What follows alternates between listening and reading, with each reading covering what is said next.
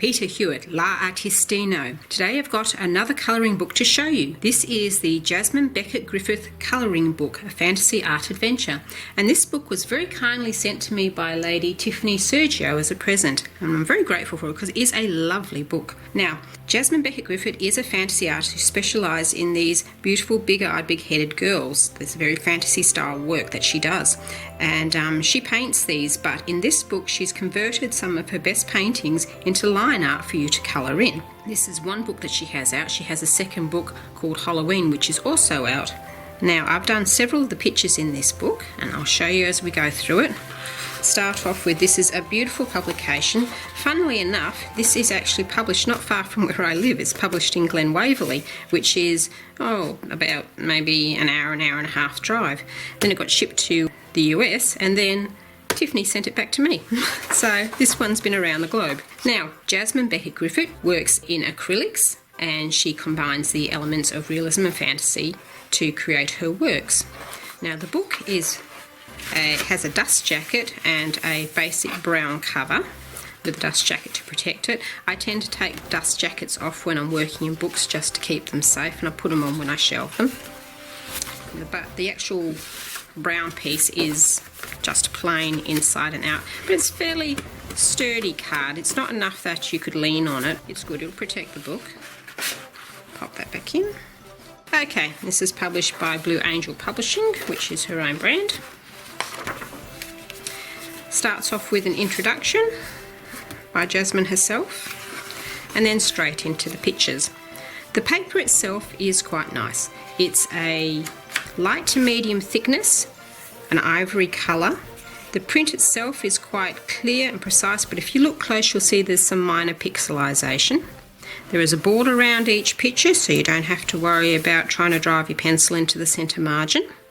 On the opposing side from the picture is a description of the picture itself with an explanation of when the picture was created and for what reason and what it stands for. The book is sewn bound, which is nice, so you don't have to worry about pieces falling out. And there is, I think there's 2, 4, 6 signatures in it. This is very popular. I've seen this one done quite a bit. Now, I believe there are 50 pictures in this book, so there's a lot to choose from. And all of them, each one features her signature sort of big-eyed girl look. She has different series. You have the angel, or she calls them fairies, but to me they look more like angels with feathery wings. And then she's got her proper fairies. This one's quite cute. This is the one that was on the front cover. And you've got Batwing girls as well. And girls from fairy stories. This is Alice and Snow White. Now, you can come up with your original colours for each picture, or if you want to be guided by her work, you can look her work up online, and she does provide a link so that you can see how she originally painted the picture. You could follow her along and use her colours. It'll take the agony of trying to decide colours out of the equation. I prefer to make up my own colours and see what I can come up with her work. And this is one of her Edgar Allan Poe The Raven series. So she's got quite a few of these in here with her Raven girls.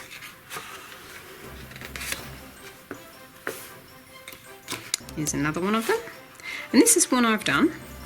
This was completed with Prismacolor pencils. I've been working a bit more with my Prismacolors now that I'm confident that I can sharpen them without breaking them. And the Prismacolors work very nice. There is no burnishing or any kind of technique to break down the binder in this. I've just used the pencils themselves to burnish and get the bright colours in, which is something I prefer to do. This was a lot of fun.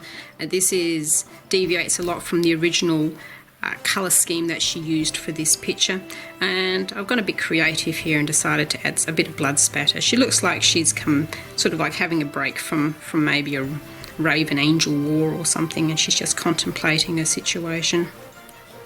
So the red contrasts very well with this green colour as well, so it makes the picture pop.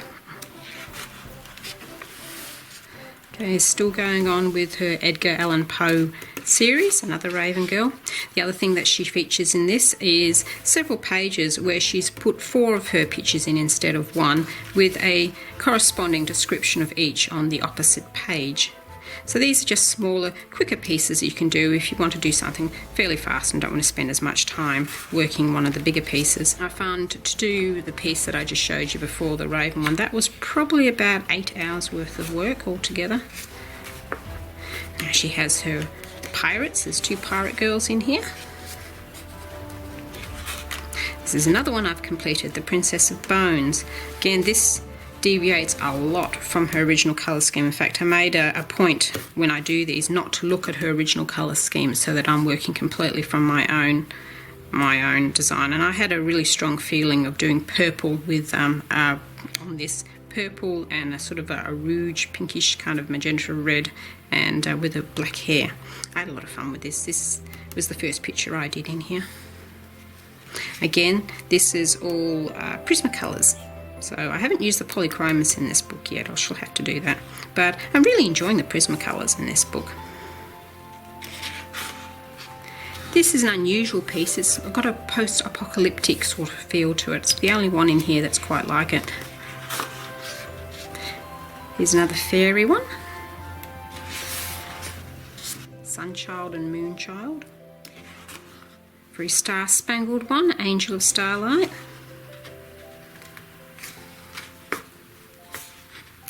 The Princess with a Maine Coon cat. And we're going more into the fairy tales here. There's Red Riding Hood, a little bit of a spin on it. She's having a picnic. An Islander girl with some tiki men.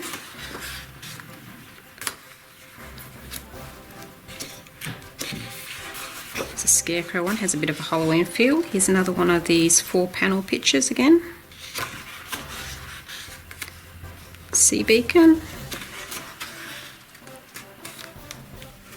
Another fairy girl. And here's another one I'm working on, once again with the Prismacolors. I'm really stuck on Prismacolors in this book. This is one of her Loup-Garou series, and Loup-Garou is French for werewolf.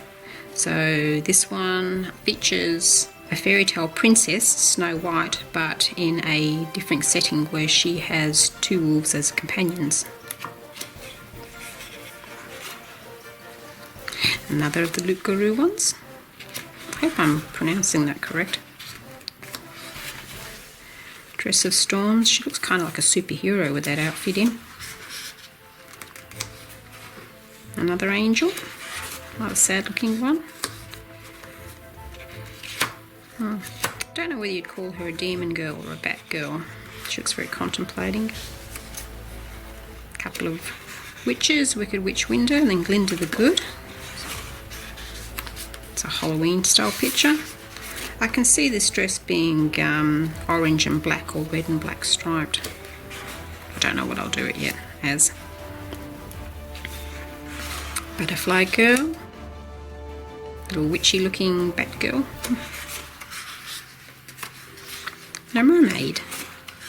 Another one of the 4 picture pages.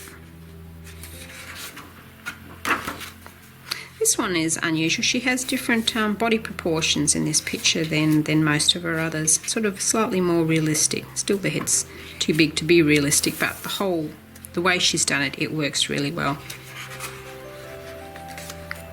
This is lovely. I like these. It's got winged frogs. Frogs with butterfly wings. Another Islander style girl. And again, another one detracting from her usual pattern of drawing girls, slightly more realistic proportions and look. Then you have Flora, and of course after that you have Fauna. And I'll be doing this one soon. I love it. It's sort of like she's got a kind of an almost steampunk effect where you've got some clockwork happening with the skeleton. And that is the end of the book. Now at the end she has a scanny code, so you can scan in and look at the original full colour pictures as she's done them, so that you can get an idea what colours to use if you don't have any ideas of your own. And on the back there's 6 of the pictures as well partially coloured in, showing the transition, I guess, from the fully coloured to the, the line art that she's converted it into. Well, I hope you've enjoyed this little walkthrough of Jasmine Beckett Griffith's colouring book, and I'll leave a link below so that you can see where you can buy it from if you're interested in it. And until next time, happy colouring!